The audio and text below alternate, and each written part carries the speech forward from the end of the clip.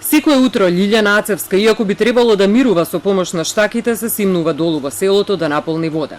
На пеколни температури жителите на село Љубанци мака мачат со снабдување вода. Синојка сум отишла да се избањам, што сам немала капче вода, со ногата ме гледате со штака.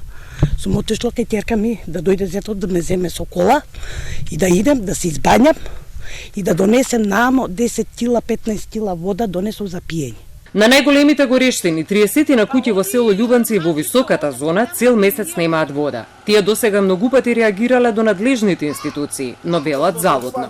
Повеќе нешто, никој пат.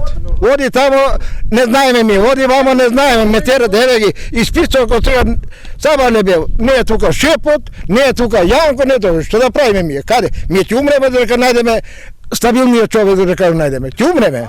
Треба вентил да тоа да го запрат, цела да не иде надолу вода. Вода да не иде во Љубанци, па кај нас да искочи. Село Љубанци не потпаѓа под водоснабдителниот систем на Рашче, туку има сопствени извори. Во 2012 година со меморандум за соработка со местната заедница на село Љубанци, јавното предпријатие Водовод и канализација презема обврска да го одржува тој систем во функција каков што е. Во моментов екипите на Водовод се пратени и воочено е дека резервоарите се празни и дотокот на вода е многу мал, вели Стојанов. Од технички аспект ви кажам дека таа шахта без разлика што и да направиме, во овој период нема да имаат вода граѓаните. Ние пред некои си 5-6 години, можда и повеќе, ставивме таму повеќе шахти со регулатори на притисок, бидејќи во одредени локации во селото притисокот беше превисок, а во одредени локации водата не стигнуваше. Проблемот е тоа што во моментов издавноста на извршенијата кои што се каптирани во едно место за да добие село Љубанци вода, се